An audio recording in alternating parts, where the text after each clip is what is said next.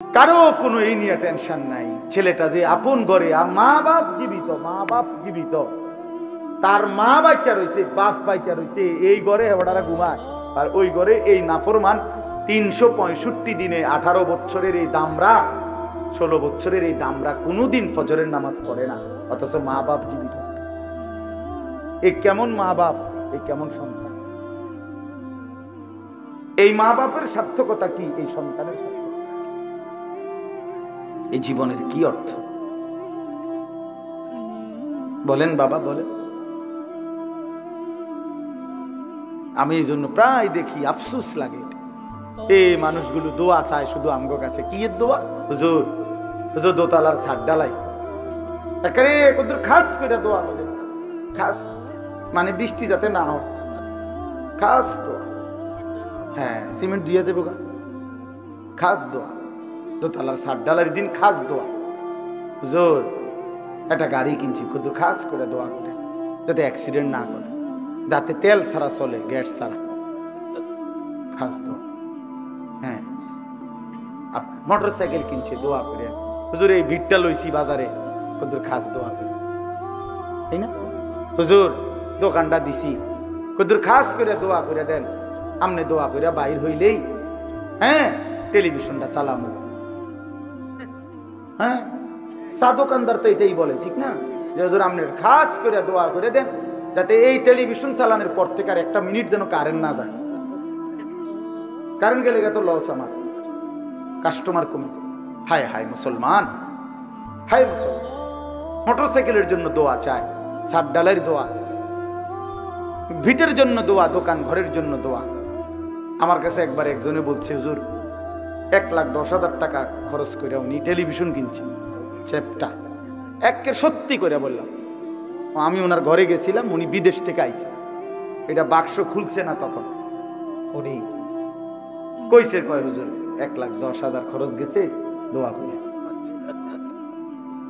আমিও দোয়া করছি, ওটা যে ওয়াদের, আমি যে ওয়াদের, আমি দোয়া করছি, ভাই দোয়া করি খাস ভাবে আপনার ঘরে টেলিভিশন লাগাইবার পর থেকে যেন কখনোই কারেন্ট না যায়, আপনার বউ বাচ্চা যেন 24 ঘন্টা টেলিভিশন দেখতে পারে, নাচ গান সব যেন দেখে, আপনার ঘরে যেন সারাক্ষণ আপনার বউ বাচ্চা যেন বৈশা টেলিভিশন চাইতে পারে।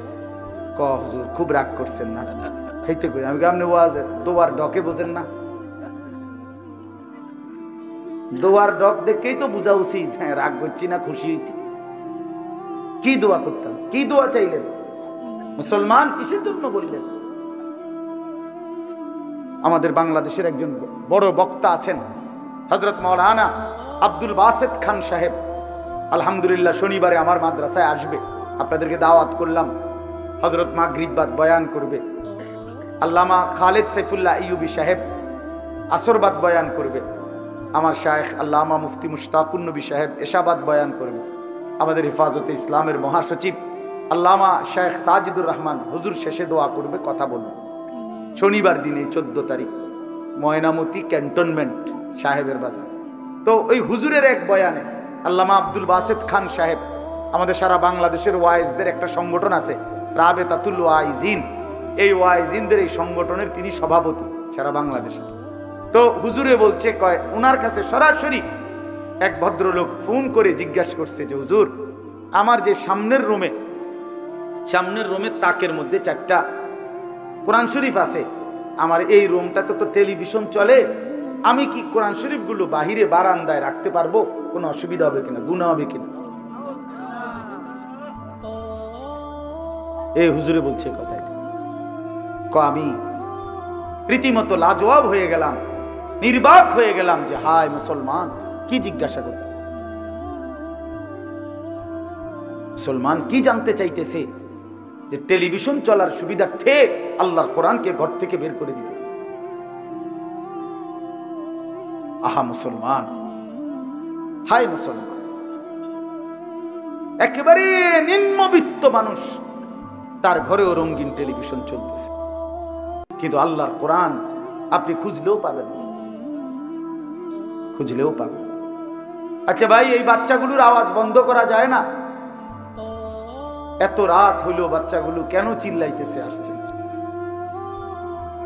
তো এই কারণে বললাম ফজরের ওয়াক্ত, ফজরের ওয়াক্ত আপনারা সবার কাছে অনুরোধ, অত্যন্ত গুরুত্বপূর্ণ ওয়াক্ত। কোরআন শরীফে আল্লাহ তাআলা তিনটা জাতির কথা বিশেষভাবে বলছেন। একটা হলো কওমে লূত, যাদেরকে আল্লাহ মাটি উল্টায়া, জমিন উল্টায়া ধ্বংস করে দিছে।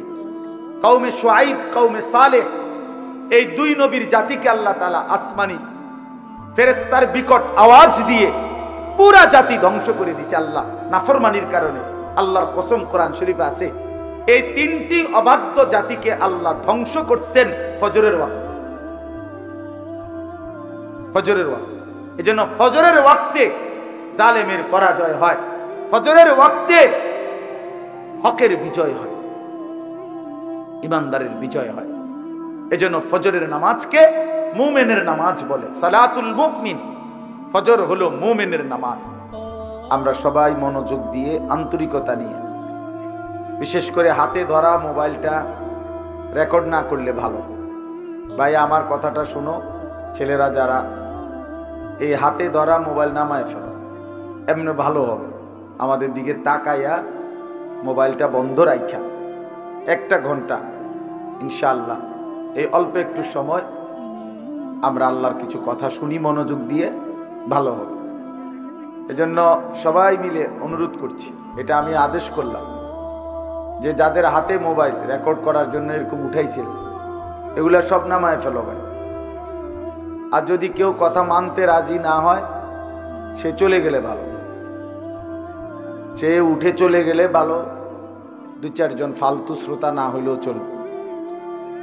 এই জন্য দয়া করে আমি অনুরোধ করলাম, এটা বললাম শক্তভাবে। মানুষের দিল একই মুহূর্তে 2 জিনিস ভাবতে পারে না, এটা মনোবিজ্ঞানের কথা। মানুষের অন্তর একসাথে 2 জিনিস ভাবে না। এই জন্য হাতে যখন মোবাইল থাকে তো দিলের মধ্যে ভাবনা থাকে মোবাইলকে নিয়ে, যে এটার মধ্যে ঠিকমতো উঠতেছে কিনা, রেকর্ড হচ্ছে কিনা, ইত্যাদি ইত্যাদি। ফলে আর নিজের জন্য কিছু গ্রহণ করা হয় না, মোবাইলের জন্য নেওয়া হয়, নিজের জন্য নেওয়া মূলত মাকসাদ কিন্তু নিজের জন্য। এই মাহফিল, এই প্যান্ডেল, এই সব কিছু অনেক কষ্টের আয়োজন। একটা মাহফিলের, ওই যে আপনি কি বাংলা বুঝতেছেন? এই ফালতু অপদার্থ মানুষ, কি বুঝছেন? 100 বার বুঝছে, কেন বুঝবে না? কেন? বাংলা কথা তো বুঝার কথা। এখন ভাল লাগছে যে ধমক খাইল।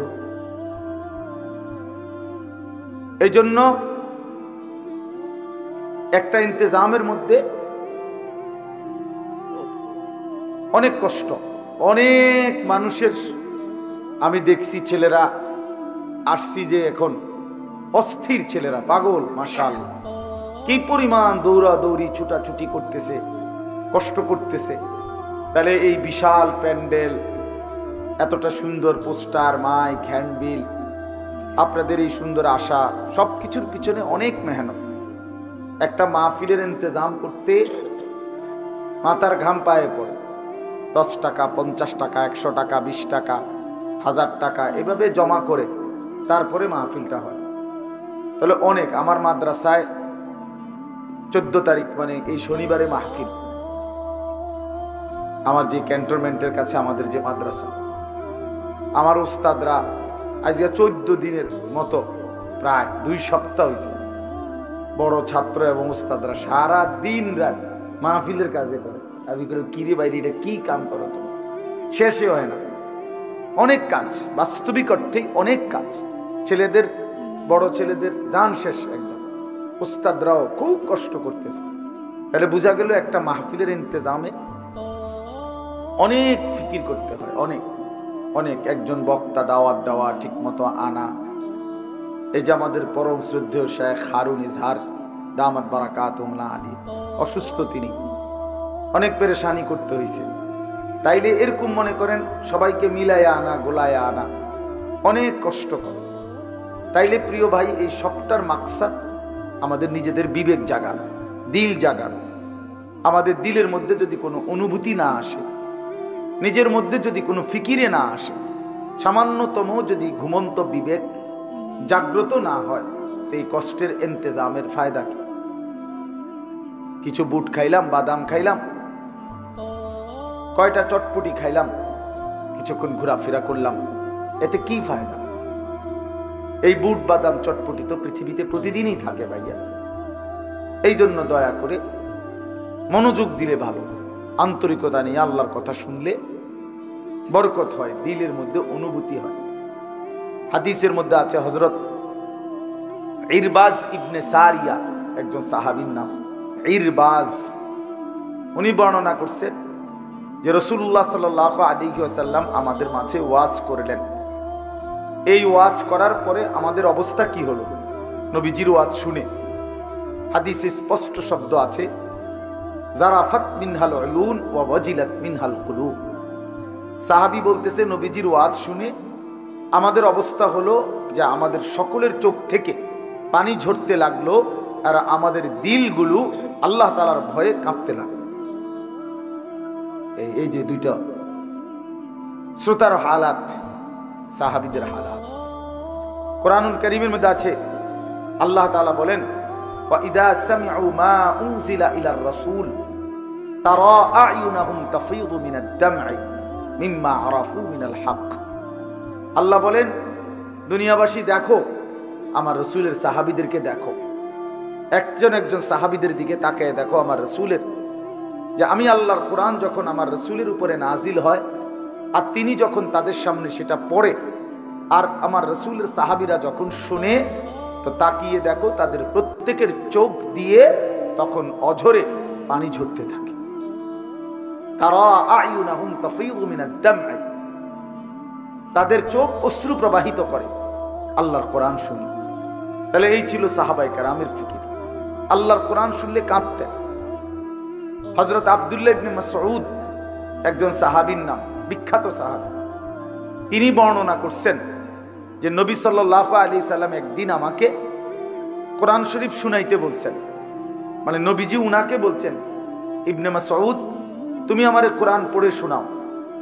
হযরত আব্দুল্লাহ ইবনে মাসউদ বলেন, আমি অত্যন্ত ভয় এবং আদবের সাথে চোখ নিচের দিকে নামাইয়া সূরা নিসা, কোরআনের ৪র্থ সূরা, এই সূরার প্রথম ৪০টা আয়াত একটানা তেলাওয়াত করলাম। ৪০ আয়াত পড়ার পর নবী সাল্লাল্লাহু আলাইহি ওয়াসাল্লাম আমাকে বললেন, হাসবুকাল আন, ইবনে মাসউদ এবার থামো। তিনি বলেন, আমি থামলাম। অতঃপর চোখ তুলে নবীজি সাল্লাল্লাহু আলাইহি সাল্লামের চেহারা মুবারকের দিকে তাকালাম। তাকিয়ে দেখি ফাইদা আইনাহু তাদরিফান, আল্লাহর নবী সাল্লাল্লাহু আলাইহি সাল্লামের দুই চোখ থেকে অঝরে পানি ঝরতেছে, তিনি কাঁদতেছেন। তাইলে রাসূলুল্লাহ সাল্লাল্লাহু আলাইহি সাল্লাম তিনি নিজেও আল্লাহর কোরআন শুনে কাঁদতেন, তো সাহাবায়ে কেরামও কি করতেন? এই ছিল আল্লাহর কোরআনের কথা, দিল নরম হওয়ার কথা। সুম্মা তালিনু জুলুদুহুম ওয়া কুলুবুহুম ইলা যিকরিল্লাহ। আল্লাহ তাআলা কোরআনুল কারীমের মধ্যে বলছে, আমার কোরআনের বৈশিষ্ট্য, আমার কোরআন যে দিল দিয়ে শুনে তো তার শরীরের সমস্ত চামড়া এবং দিল পুরাটাই আমি আল্লাহর স্মরণ, আমার ইবাদত, আমার জিকির, আমার বন্দেগীর জন্য নরম হয়ে যায়, ঝুঁকে যায়, ঝুঁকে যায়। এজন্য বাস্তবিক অর্থে আল্লাহর কোরআন শুনলে দিল নরম হয়, দিল নরম হয়। আল্লাহর কোরআন কেউ মনোযোগ দিলে ধীরে ধীরে জিন্দেগি বদলায়। আমাদের পরিবর্তন হয় না কেন? আমরা মনোযোগ দেই না, আমরা গাফলত। বুট খাইতে খাইতে ওয়াজ শুনে তো কি হবে ভাইয়া? বাদাম খাইতে খাইতে ওয়াজ শুনলে পরিবর্তন হবে না। মোবাইল টিপতে টিপতে ওয়াজ শুনলে কদ্দুর শুনলেন, কদ্দুর বুট খাইলেন, চা খাইলেন, কদ্দুর হাইটা আসলেন, তো হইল কি? মুনাসাবাত হইল কি? মুনাসাবাত হইল কি? এই জন্য বাপ, দোস্ত আমার, বন্ধু আমার, প্রিয় ভাই আমার, সবার কাছে অনুরোধ, আল্লাহর কথা মনোযোগ দিয়ে শুনতে হয়। আমার শুধু ওয়াজ না, উলামায়ে কেরামের প্রত্যেকের নসিহত দিল দিয়ে শুনলে আল্লাহ তাআলা জিন্দেগি বদলায় দেয়, আল্লাহ তাআলা আখিরাত সুন্দর করে। আল্লাহর কোরআনের মধ্যে নূর আছে, হেদায়েত আছে, আল্লাহর কোরআনের মধ্যে শিফা, সমস্ত দৈহিক এবং আত্মিক রোগের ঔষধ আছে, ঔষধ আছে। এই জন্য আমরা উচিত এটা। তোমরা যারা নওজোয়ান ছেলে আছো, তোমাদের কাছে অনুরোধ ভাইয়া, আল্লাহর কোরআন শুনো, মনোযোগ দিয়ে শুনো, মোবাইল থেকেই শুনো, তেলাওয়াত শুনো কিছুক্ষণ। আল্লাহর কোরআন শুনলে ধীরে ধীরে দিল নরম হয়। এটা অনেক বড় একটা ঔষধ। আল্লাহর স্মরণ, আল্লাহর জিকির, আফদালুজ যিকরি তিলাওয়াতুল কোরআন। রাসূলুল্লাহ সাল্লাল্লাহু আলাইহি ওয়াসাল্লাম বলেন, সর্বশ্রেষ্ঠ জিকির হলো কোরআনুল কারীমের তেলাওয়াত। রাসূলুল্লাহ সাল্লাল্লাহু আলাইহি ওয়াসাল্লাম সারা রাত দাঁড়িয়ে কোরআনুল কারীম তেলাওয়াত করতেন। তাফসীরের মধ্যে স্পষ্ট আছে, সূরা তাহার মধ্যে, সূরা তাহার তাফসীরে আছে, নবী সাল্লাল্লাহু আলাইহি সাল্লাম মাঝে মাঝে মসজিদের খুঁটির মধ্যে রাত্রিবেলা নিজের কোমর খুঁটির মধ্যে রশি দিয়ে, গামছা দিয়ে, রুমাল দিয়ে খুঁটি সহ বান দিয়ে নিতেন, আর এভাবে বাইদা এক টানা দাঁড়ায়া ফজরের আজানের আগ পর্যন্ত আল্লাহর কোরআন তিলাওয়াত করতেন। স্পষ্ট আছে। এজন্য কোরআনুল কারীম আল্লাহ নিজে বলছে, মা আনজালনা আলাইকাল কোরআন লিতাশকা। বন্ধু, আপনাকে বেইজ্জতি করা, লাঞ্ছিত করা, অপদস্থ করার জন্য, দুর্ভাগা বানানোর জন্য আমি আল্লাহ কোরআন নাজিল করি নাই। কোরআন কাউকে বেইজ্জতি করবে না। আল্লাহ ওয়াদা দিয়েছে, তাহা মা আনজালনা আলাইকাল কোরআন লিতাশকা। বন্ধু, আমি ওয়াদা দিলাম, কোরআন কাউকে বেইজ্জতি করবে না। কোরআন ধরছে অথচ সে বেইজ্জতি হবে না, লাঞ্ছিত হবে না। আমি এই জন্য কোরআন নাজিল করি নাই, ইল্লা তাযকিরাতাল লিমান ইয়াখশা। আমি আল্লাহকে যে ভয় করে, কোরআন তার প্রত্যেক কদমে কদমে উপদেশ দান করে, উপদেশ দান, নসিহত দান করে, তার জীবন সাজিয়ে দেয়, তার সুন্দর একটা সুন্দর জীবন গড়ে দেয়। এজন্য কোরআন কাউকে ঠকায় না। আল্লাহ তাআলা বলছেন, যালিকা হুদাল্লাহ ইয়াহদি বিহি মান ইয়াশা। এটাই আল্লাহর পক্ষ থেকে হেদায়েত। এই যে কোরআনকে আল্লাহ বলছেন যে এটাই আমি আল্লাহর হেদায়েত, এর দ্বারাই আল্লাহ যাকে চান হেদায়েত দিয়ে থাকেন, কোরআনের দ্বারা। এজন্য আলো মিলে কোরআন দ্বারা, সঠিক গন্তব্য মিলে কোরআনের দ্বারা। কোরআনবিহীন আলোহীন ব্যক্তি, এই জেনারেল লাইনের যে যাই পড়ে, যদি আল্লাহর কোরআন পড়তে না পারে, নিশ্চিত সে আলো হারা। পৃথিবী উপার্জনের বিভিন্ন নিয়ম কানুন জানে, এটা কোনো আশ্চর্য কিছু না, এগুলো তো কাফের বেঈমানরাও জানে। মানে দুনিয়ায় রোজগারের, চাকরি, ব্যবসা, কামাই রোজগারের বিভিন্ন ভদ্রচিত অত্যাধুনিক নিয়ম কানুন শিখছে, কিন্তু আলো, হেদায়েত, সুন্দর জীবন, উত্তম আখলাক, আলোকিত মানুষ, এটা আল্লাহর কোরআন বিহীন, আল্লাহর কসম, অন্য কিছু দ্বারা হবে না, হবে না। এজন্য যে যুবক মুসলমান হওয়ার পরেও আল্লাহর কোরআন থেকে কিছু নেয় নাই, সে আলো পায় না, আলো পায় না। কামাই রোজগারি করা শিখছে কিন্তু আলো পায় না। ফামান লাম ইয়াজআলিল্লাহু লাহু নূরান ফামা লাহু মিন নূর। আল্লাহ তাআলা কোরআনুল কারীমে বলেন, আল্লাহর আলো যে পেল না, তার জন্য কোথাও কোনো আলো নাই। ফামা লাহু মিন নূর, তার জন্য কোনো আলো নেই। ওয়ামান ইউদ্লিলিল্লাহু ফামা লাহু মিন হাদ। প্রিয় ভাই, মনোযোগ দিয়ে শোনো। আল্লাহ তাআলা বলেন, আল্লাহ যাকে পথ হারা করে দিলেন, তার জন্য আর কোথাও কোনো পথ প্রদর্শক নাই। তুমি নামাজ থেকে ছুটে গেছো, আল্লাহর বাঁধন থেকে ছুটে গেছো, নাফরমান, তুমি আর কোনোদিন আলো পাবা, আর কোনোদিন ভালো মানুষ মিলবে না। বাকিরা সব তোমাকে আল্লাহরে বাদ দিলা, নামাজকে বাদ দিলা, কোরআনকে বাদ দিলা, উলামায়ে কেরামকে বাদ দিলা, রাসূলকে বাদ দিলা। আল্লাহর কসমের পরে যেখানে যাইবা সেখানে অন্ধকার ছাড়া, নাফরমানি ছাড়া আর কিছু মিলবে না, আর কিছু মিলবে না। এটাই সত্য, এটাই সত্য কথা, এটাই বাস্তব কথা। আল্লাহর আলো যে পেল না, সে আর কিছুই পেল না, সে আর কিছুই পেল না। আমি এই জন্য সাফ বললাম, প্রিয় ভাই আমার, জেনারেল লাইনে যা মন চাই তুমি পড়ো, যে দূর মনে চায় আরো পড়ো, আরো ডিগ্রি নাও, কোনো অসুবিধা নেই। একবারে হিমালয় পর্বতের উচ্চতা সমান যেন তোমার ডিগ্রি হয়, কোনো অসুবিধা নেই। আটলান্টিক মহাসাগরের গভীরতা পরিমাণ যেন তোমার ডিগ্রি হয়, সমস্যা নাই। কিন্তু আল্লাহর কোরআন থেকে বঞ্চিত হইলা কেন? 16 বছরেও কোনোদিন আল্লাহর কোরআন পড়তে পারো না? কি পড়ালেখা করলাম মিয়া? জেনারেল লাইনে তো আমরাও পড়ছি মিয়া।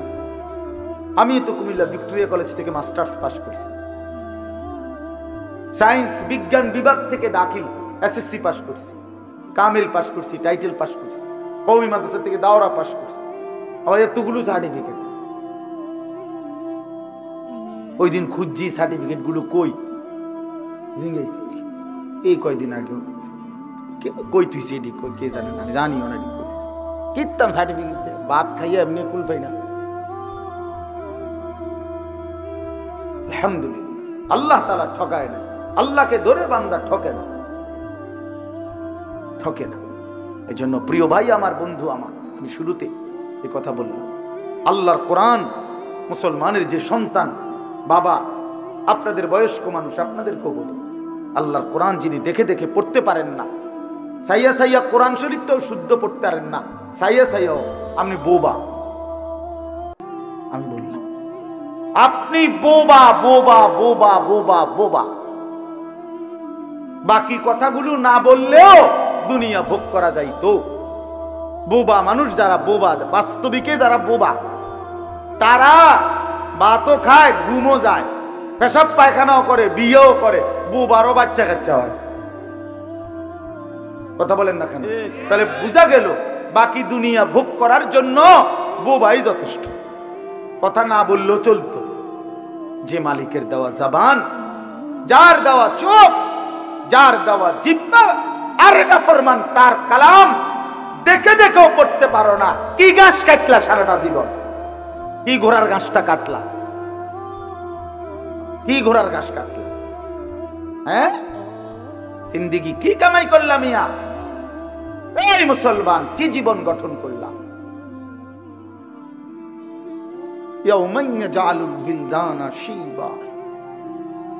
আল্লাহ ডাক দিয়ে বলছে, বান্দা এই যে একটা দিন নামাজ পড়ো না, কেমনে বাঁচবা বান্দা?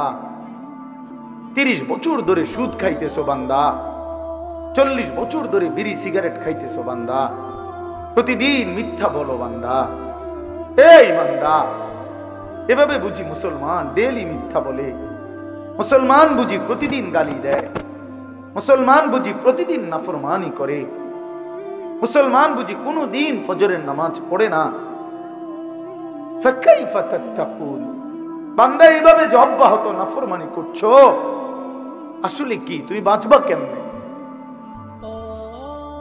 কেমনে বাঁচবা? ইয়াউমা ইয়াজআলুল বিলদানা শিবা, যেদিন বাচ্চাকে বুড়া বানায় ফেলবে একদিন। ওহ, আল্লাহ মাফ করে দেন। ইয়াওয়াদ্দুল মুজরিমু লাউ ইফতাদি মিন আযাবি ইয়াউমিইদিন বিবানিহি ওয়া সাহিবাতিহি ওয়া আখি ওয়া ফাসিলাতিহি আল্লাতী তু'বি ওয়া মান ফিল আরদি জামিআ সুম্মা ইউনজি। আল্লাহ বলেন, নাফরমান পাপী হাসরের ময়দানে আল্লাহকে বলবে, আল্লাহ আজকে আমাকে জাহান্নাম থেকে মুক্তি দেওয়ার জন্য আপনি আমার সন্তানদেরকে জাহান্নামে দিয়ে দেন, আমার স্ত্রীকে জাহান্নামে দিয়ে দেন, আমার ভাই বেরাদরগুলোকে জাহান্নামে দিয়ে দেন, আমার বংশের সব মানুষকে জাহান্নামে দিয়ে দেন, এই পৃথিবীর সব মানুষকে জাহান্নামে দিয়ে দেন, তবু আমারে বাঁচায়। খোদার কসম বাপ, এটা কোরআন শরীফের আয়াত। ওমান ফিল আরদি জামিআ, নাফরমান বলবে, মাওলা গোটা পৃথিবীর সব মানুষকে জাহান্নামে দিয়ে দেন, সুম্মা ইউনজি, বিনিময়ে আমাকে শুধু বাঁচিয়ে দেন। কাল্লা ইন্নাহা লাযা নাযাতাল লিশশাওয়া, আল্লাহ বলে কখনোই না বান্দা, ইন্নাহা লাযা, এই যে জাহান্নামের ধাউ ধাউ লেলিহান আগুন, এই মুহূর্তে তুমি নাফরমানকে জাহান্নামে ছুঁড়ে ফেলা হবে, মারতেই ফেলতেই, নাযাতাল লিশশাওয়া, তোমার শরীরের চামড়াগুলোকে, গোশতগুলোকে প্রথম সেকেন্ডেই জাহান্নামের আগুন ভুনা বানায় ফেলবে, ভুনা, কাবাব বানায় ফেলবে। একটা সেকেন্ডে জাহান্নামের আগুন তোমার গোশত চামড়া সিদ্ধ বানায় ফেলবে, ভুনা বানায় ফেলবে। শাওয়া অর্থ মাশবি অর্থ ভুনা। এতটা তীব্র আগুন এটা। ওমা আদরাকা মা হিয়া নারুন হামিয়া। আল্লাহ তাআলা বলছে বন্ধু, নবীকে বলছে, মিয়া রাসূলকে বলছে, রাসূলকে, এই দোস্ত আপনি জানেন জাহান্নামের আগুন কি ভয়ানক? নারুন হামিয়া, প্রচন্ড তাপ, উত্তাপ, লেলিহান আগুন, দাউ দাউ আগুন। আল্লাহ রাসূল সাল্লাল্লাহু আলাইহি সাল্লাম হাদিসে আছে, এই আয়াতের তাফসিরে নারুন হামিয়া, এই আয়াতের তাফসিরে নবীজি বলছে, শুনতেছেন আপনারা? নবীজি সাল্লাল্লাহু আলাইহি সাল্লাম বলছে, নারুকুম হাদিহি জুজউম মিন 70 জুজআম মিন নারি জাহান্নাম। উম্মত, তোমাদের এই দুনিয়ার আগুনের চাইতে জাহান্নামের আগুন এর চাইতে 69 গুণ বেশি গরম। জাহান্নামের আগুনের 70 ভাগের 1 ভাগ তোমাদের দুনিয়ার আগুন। শুনেন এরপরে কি হইছে? এই কথাটা বলার পর তাফসীরে কুরতুবীতে কথা স্পষ্ট আছে, আমি নিজে পড়ছি, আমার গাড়িতেও এই কিতাব আছে। সাহাবায়ে কেরাম এটা শুইনা যে দুনিয়ার আগুন জাহান্নামের আগুনের 70 ভাগের 1 ভাগ, এর চাইতে 69 গুণ বেশি আরো গরম জাহান্নামের আগুন। এ কথা শুনে সাহাবীরা লাফ দিয়ে উঠছে, এরকম লাফ দিয়ে, ফাল দিয়ে উঠছে। ফাল দিয়া ভয়ে আর আতঙ্কে সাহাবায়ে কেরাম বলছে, ওয়া ইন্না যালিকা লাকাফিয়া ইয়া রাসূলুল্লাহ, এই নবী বলেন কি দুনিয়ার এই আগুন হতে এইটাই তো লাকাফিয়া, জ্বালাইয়া পুরাইয়া ছাই করার জন্য এটাই তো। দুনিয়ার এই আগুনই তো 1 সেকেন্ড সহ্য করার কোনো ক্ষমতাই নাই। নবীজি তখন বললেন, হায় উম্মত, তাহলে ভেবে দেখো এর চাইতে আরো 69 গুণ বেশি উত্তাপ হবে জাহান্নামের আগুন, তো সেটা কি পরিমাণ গরম। নওজোয়ান ছেলে, কেন নামাজ পড়ো না? বাপ, কেন নামাজ পড়ো না? আল্লাহরে এইভাবে ভুলে গেলা, নারীরে এমনি পছন্দ হয়ে গেল, সারা রাত মোবাইলে ছবি দেখো, উলঙ্গ নাচ দেখো, জিনা ব্যভিচারের দৃশ্য দেখো, দিন নাই রাত নাই, ছবি, নারী, অসভ্যতা, নোংরামি, মদ, জুয়া, গাঁজা, ফেন্সি, ইয়াবা, হায় হায় হারামখোর। এত বড় নাফরমান কেমনে হইল? কেমনে হইলা বাপ? কেমনে আল্লাহরে ভুলে গেলা? তোমরা যারা কোনোদিন ফজরের নামাজ পড়ো না, কেমনে দাঁড়াইবা বাপ? কেমনে দাঁড়াই? একটা মিনিট ভাবো না তুমি। কেমনে বললে বুঝতাম? আপনাদের যাদের স্ত্রী নামাজ পড়ে না, যাদের মেয়েরা নামাজ পড়ে না, আপনারা যারা সামান্য দুনিয়ার ব্যস্ততায় নামাজ পড়েন না বাবা, কেন পড়েন? একটা সিএনজি চালাইতে গিয়া বেচারা নামাজ পড়ে না, একটা অটো চালাইতে গিয়া বেচারা নামাজ পড়ে না, একটা সামান্য মুদি দোকান, চা দোকান, এই বেচারাও 1 ওয়াক্ত নামাজ পড়ে না। আহারে কি আশ্চর্য! একটা চটপুটি দোকানদার সারাদিন মাহফিলে চটপুটি বেচতেছে, সারাটা রাত একটা ওয়াক্ত নামাজ পড়ে, মা কি হারাম! চিন্তা করে দেখ। কোগা বুট মুড়ি বেচছে, বুট বেচছে কত, নাহলে 300 টাকার বুট, নাই তো 1000 টাকার বুট বিক্রি করছে, বিনিময়ে আল্লাহকে একটা সেজদা দেয়। দুনিয়া তারে কি পরিমাণ ধোঁকা দিছে, দুনিয়া তারে কি পরিমাণ ধোঁকা দিছে, দুনিয়া তারে কেমন বোকা বানাইছে। সব 1000 টাকার বুট বেচলে কত, নলে 100 টাকা লাভ, না 1000 টাকা লাভ, শরীফে কন্যা কাছে এরমই তৈরি। 1000 টাকার বুট বেচতে 300 টাকা লাভ, এত রং না। হ্যাঁ বেটা, 300 টাকা লাভ দিয়ে লাইছে বেটারে, জি না? কত নলে 70, 80, 100 টাকা লাভ। আচ্ছা ধরেন শরীফ ভাই কইছে মুরব্বী মানুষ 300 টাকাই লাভ। 300 টাকার জন্য জোহর, আসর, মাগরিব, ইশা সব বাদ। কি পেয়ে কি হারাইলাম, কাকে ধরলাম কাকে ছাড়লাম? কুল মা ইনদাল্লাহি খায়রুম মিনাল লাহবি ওয়া মিনাত তিজারা। আল্লাহ বলছে নবী বলে দেন, ও দুনিয়াবাসী, তোমাদের এই ব্যবসা বেচা কিনা, তোমাদের এই রং তামাশা, যুবক তোমার এই তামাশা, তোমার এই গান বাদ্য নাচ গান, এই সব কিছুর বিনিময়ে এর বিপরীতে সেজদা দিলে, নামাজ পড়লে, গোলামি করলে আল্লাহর কাছ থেকে যা পাইতা, আল্লাহ বলছে বন্ধু বলে দেন সেটা তোমাদের এই তামাশা এবং ব্যবসা বেচা কিনা আয় রোজগার চাইতে কোটি কোটি গুণে উত্তম, কোটি কোটি গুণে উত্তম। আল্লাহু খায়রুর রাযিকিন, আল্লাহই হচ্ছেন সর্বোত্তম রিজিক দাতা। এজন্য প্রিয় ভাই, প্রিয় বাবা, আমার প্রিয় সন্তানরা, ছেলেরা, নওজোয়ান সাথীরা, সবাই মিলে এটা রাত গভীরে আমরা ভাবি, নিজের জীবনের কদর করেন, হায়াতের কদর করেন। এই আয়াত আবার কইলাম, বারবার মনে করবেন যে হুজুরে একটা আয়াত বলছে, ফাকাইফা তাত্তাকুনা ইন কাফারতুম। আল্লাহ খুব মায়া কইরা যেন বলছে, বান্দা কিরে বান্দা এরম করস কেমনে রে বাঁচবি তুই, কেমনে রে বাঁচবি, কেমনে বাঁচবি বান্দা এত নাফরমানি করে সেই হাসরের ময়দানে, যেদিন কোলের বাচ্চা বুড়া হয়ে যাবে পেরেশানিতে।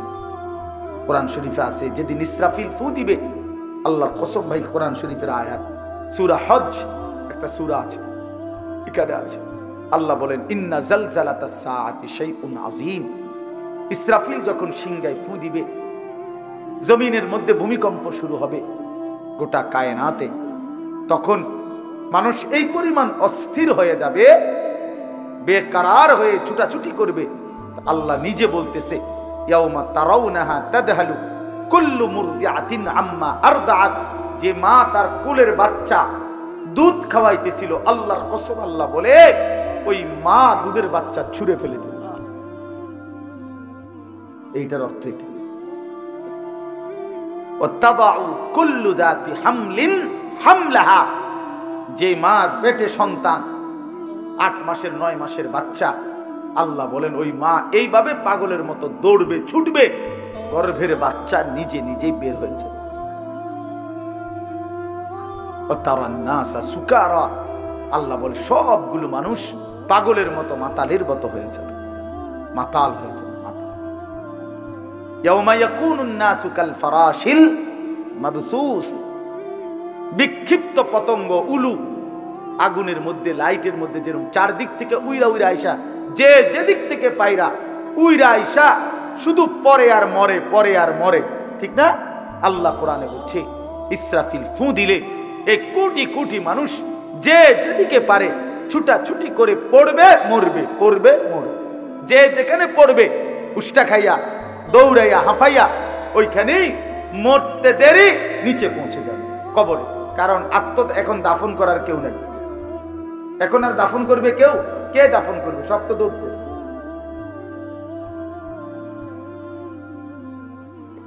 এই জন্য আমি অনুরোধ করছি বাপ, আপনারা প্রত্যেকে এই যে ফিকির, আমাদের প্রিয় হযরত মাওলানা মাহবুবুর রহমান সাহেব ইত্তেহাদুল উলামার ফিকির বলছে, আল্লাহর বান্দাদের কাছে দিন পৌঁছানো, মানুষের কল্যাণে, মানুষের পাশে দাঁড়ানো, মানুষের জন্য কিছু করা, মানবতার জন্য কিছু করা, আর কোন মানুষকে, বন্যার্তকে ত্রাণ দেওয়া, ক্ষুধার্তকে খাবার দেওয়া, বস্ত্রহীনকে বস্ত্র দেওয়া, এতিম গরিব অসহায়কে খাদ্য খাবারের লোকমা তুলে দেওয়া, বিশ্বাস করেন এটা যেমন অনেক বড় সওয়াবের কাজ, নেকির কাজ, আল্লাহর কসম তার চাইতে কোটি কোটি গুণ বেশি উত্তম নেকির কাজ হলো কোন মানুষকে জান্নাতের রাস্তা ধরায় দেওয়া,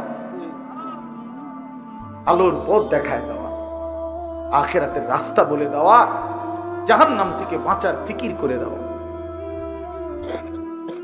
এটা বড় খেদমত।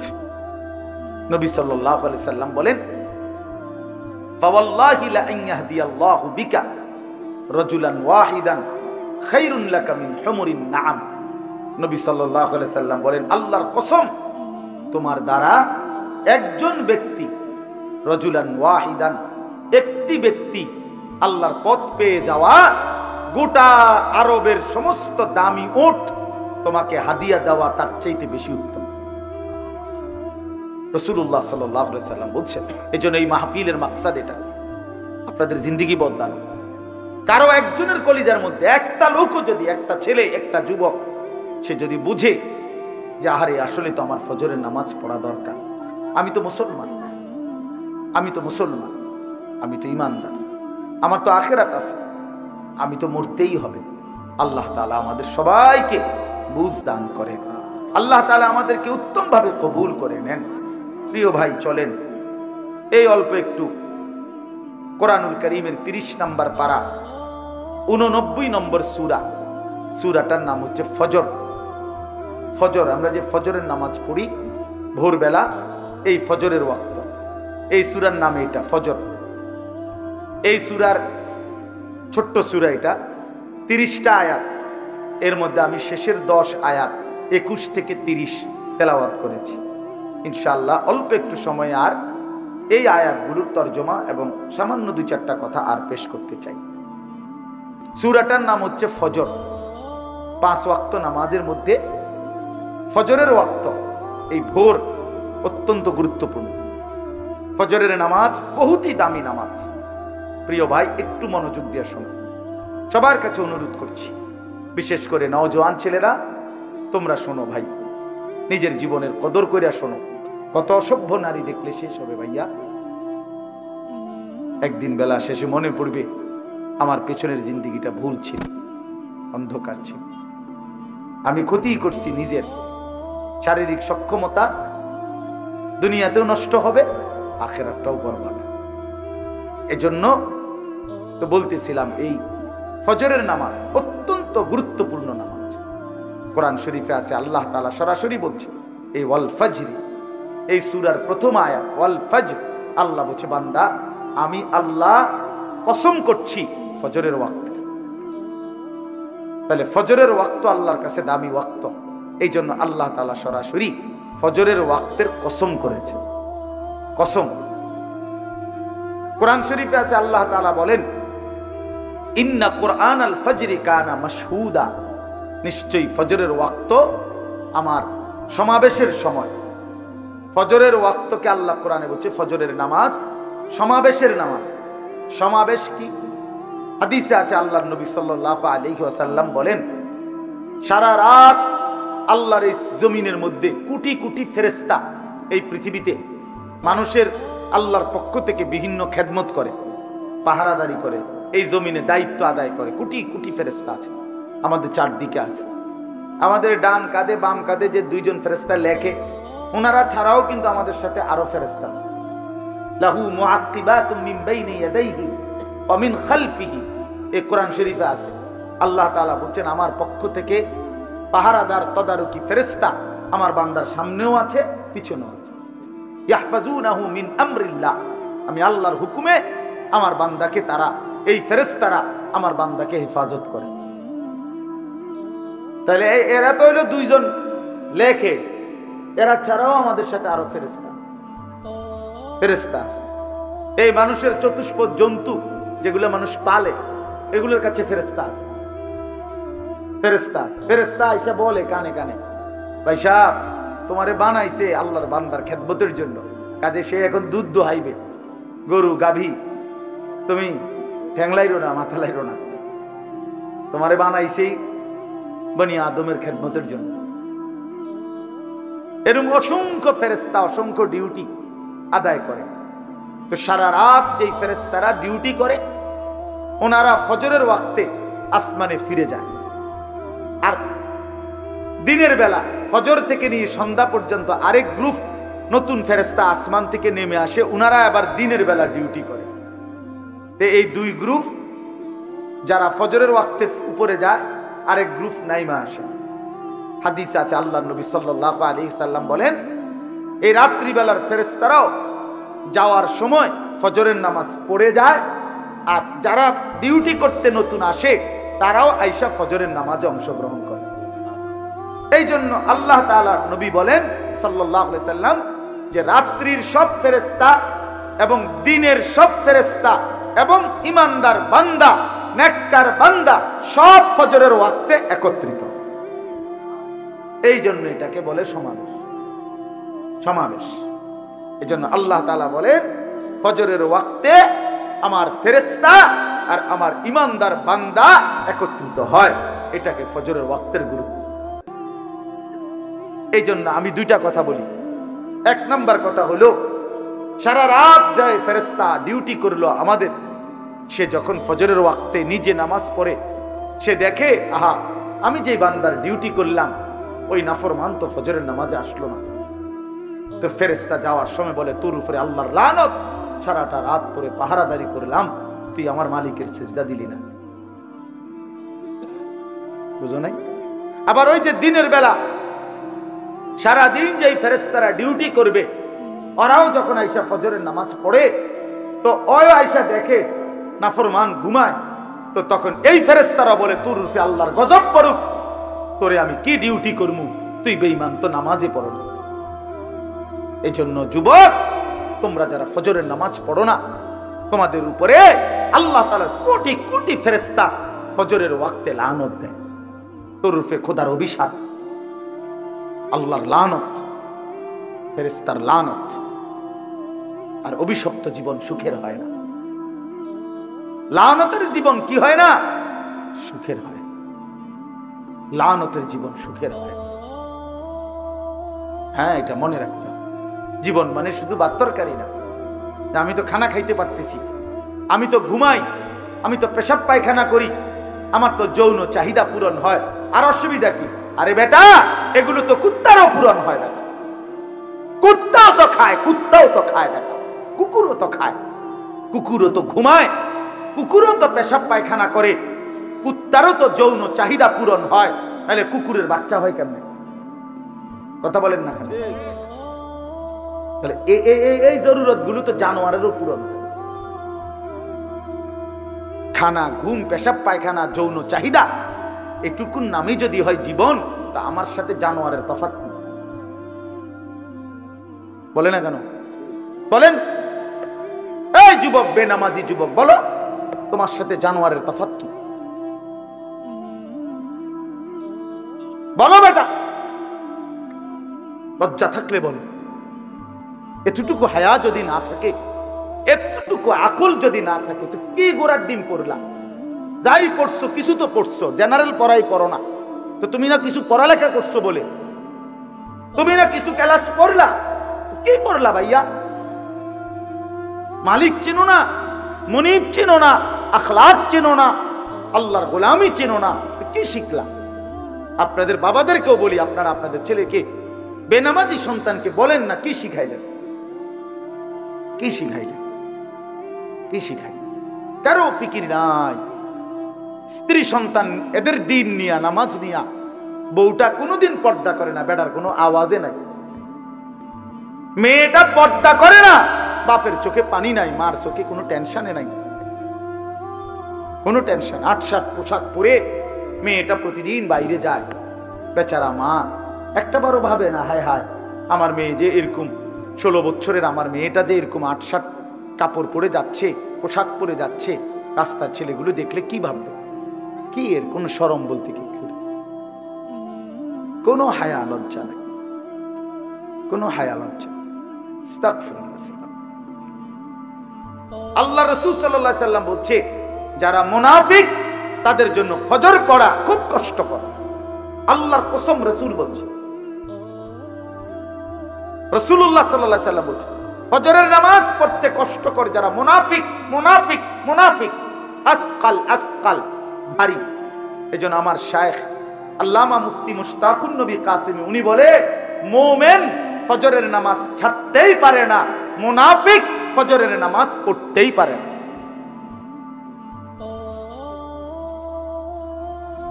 এজন্য খামখেয়ালি করেন না, ফজরের নামাজ বহুত গুরুত্বপূর্ণ। আমাদের নবী সাল্লাল্লাহু আলাইহি সাল্লাম রবিউল আউয়াল মাসের সোমবারে সর্বশেষ তাক্ত শরীর নিয়ে আমি উহুদের ময়দানে বেহুশ হয়ে পড়েছিলাম। ক্ষুধার কষ্টে আমি পেটে 2টা পাথর বাঁধছিলাম। আমার ঘরের চুলায় 3 মাস আগুন জ্বলে নাই, এত রক্ত, এত চোখের পানি, এত ক্ষুধার কষ্ট বিনিময়ে উম্মত এই আমলনামা, তুমি আমার এত বড় বেইজ্জতি কেমনে করলা উম্মত? আমি শ্রেষ্ঠ নবী, তুমি আমার শ্রেষ্ঠ উম্মত, আমি সেই শ্রেষ্ঠ উম্মতের আমলনামা নিয়ে আমার মতো এত বড় নবী আমি আমার মালিকের সামনে কেমনে দেখাবো? বলো না ভাইয়া, কেমনে দেখাবো? তুমি যদি রাসূলের চোখের পানি ঝরাও, তোমারে মুক্তি দিবে কে? তোমার আমলনামা দেখে যদি নবীর চোখে পানি ঝরে, তোমারে মাফ করবে কে? হ্যাঁ, কে মাফ করবে? এত বড় বেইজ্জতি রাসূলকে কইরেন না ভাই, কইরেন না। নবীজি সাল্লাল্লাহু আলাইহি ওয়াসাল্লাম কষ্ট পাবে, বলবে উম্মত আমি অনেক কষ্ট করছি, জানো না উম্মত?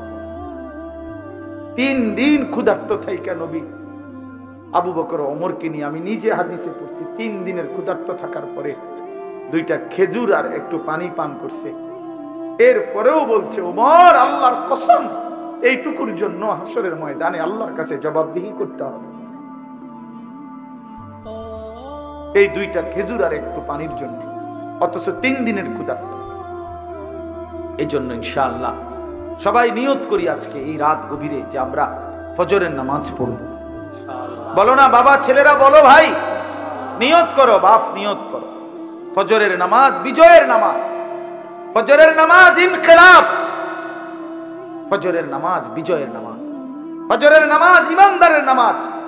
তোমরা যদি নিয়ত করতে পারো যে ইনশাআল্লাহ ফজরের নামাজ পড়বা, পড়তে চেষ্টা করো, আমি বিশ্বাস করো, আমি বললাম আগামী দিনে ইমাম মাহদির পক্ষে তোমরা লড়তে পারবা ইনশাআল্লাহ। সারা পৃথিবীর মধ্যে, সারা পৃথিবীতে মাজলুমের বিজয় হচ্ছে, সারা পৃথিবীতে ইমানের জয় জয়কার, আলহামদুলিল্লাহ। জানো না বন্ধু, পৃথিবীর দৃশ্যপট বদলে যাচ্ছে, পৃথিবীর পুরো হিসাব কিতাব বদলে গেছে, বদলে গেছে পৃথিবীর হিসাব।